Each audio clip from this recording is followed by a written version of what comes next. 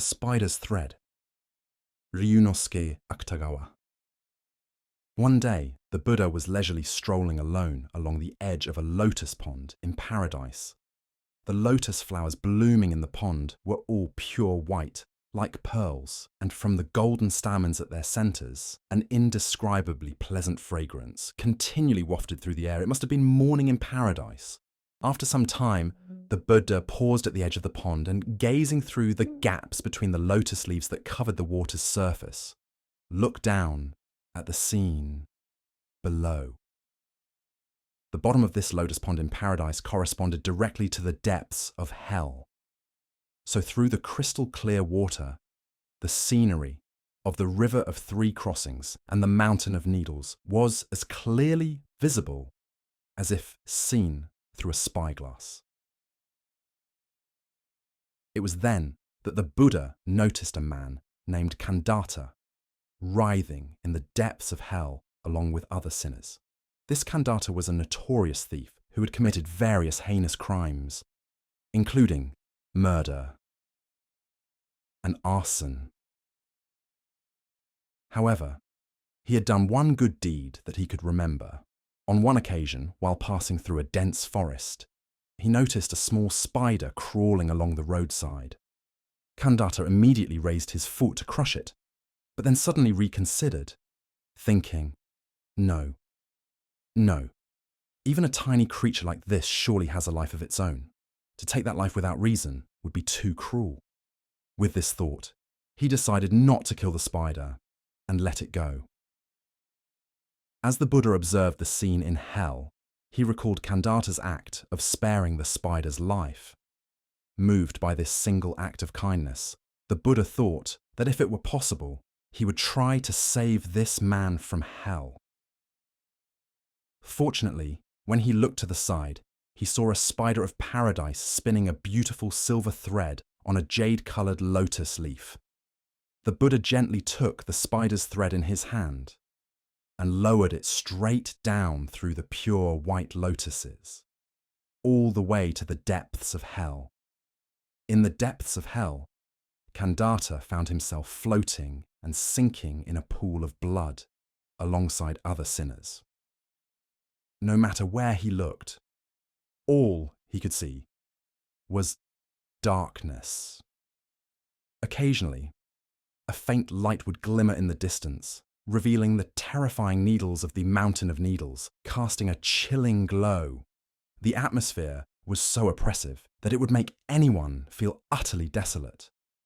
The surroundings were as silent as a grave, with only the faint sighs of the damned breaking the stillness.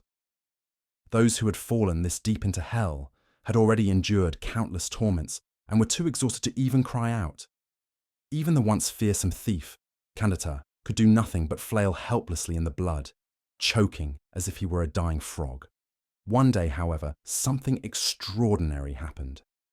As Kandata raised his head to gaze up at the sky above the pool of blood, he noticed a single silver spider's thread descending from the distant heavens. It shimmered faintly in the darkness, as though afraid of being seen, and gently made its way down towards him. Kandata's heart leapt with joy at the sight of it. If he could just grab hold of that thread and climb up, he might be able to escape from hell altogether. Perhaps, if he were lucky, he might even reach paradise.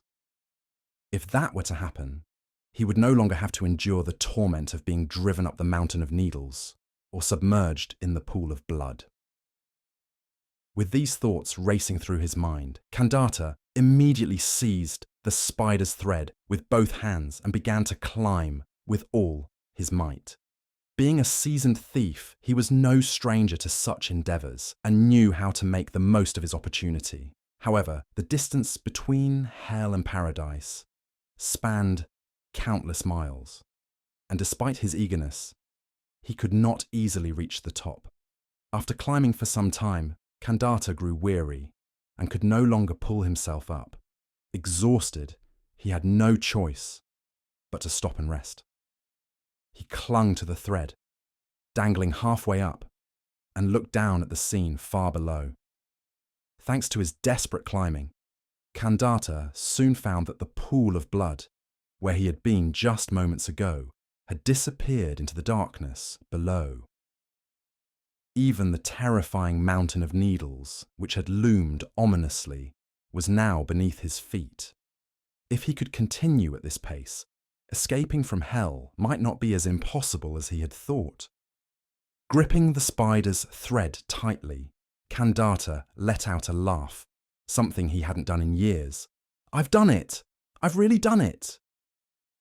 However, just then, Kandata noticed something alarming. Looking down, he saw countless other sinners following in his wake, climbing up the thread like a line of ants. Startled and terrified, he could only gape in disbelief, his mouth agape, his eyes darting wildly. The thread, already delicate enough to barely support Kandata alone, would surely snap under the weight of so many.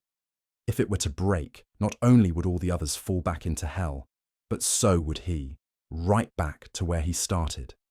Such a thought filled him with dread. Meanwhile, more and more sinners, hundreds, even thousands of them, were swarming up from the dark depths of the pool of blood, clinging to the faintly glowing thread as they climbed upwards. If he didn't act quickly, the thread was bound to snap under the strain. In a panic, Kandata shouted, "Hey, you wretches! This thread is mine! Who gave you permission to climb up? Get off! Get off, I say!"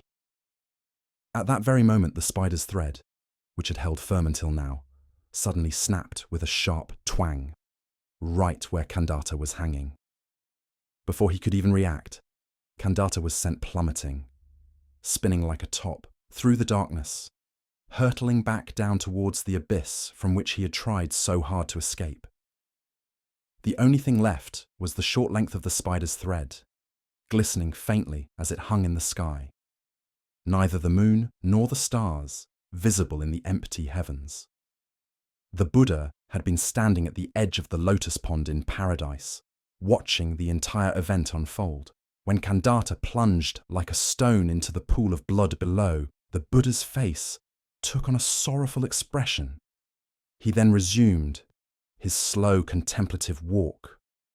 From the Buddha's perspective, Kandata's selfishness, his desire to escape hell alone, had been the very reason for his downfall, and this punishment seemed fitting. Yet the lotuses in the pond of paradise paid no heed to such events. Their pure white flowers swayed gently around the Buddha's feet, and from the golden stamens at their centres, an indescribably pleasant fragrance continued to fill the air, just as it always had. It must have been nearing noon in paradise,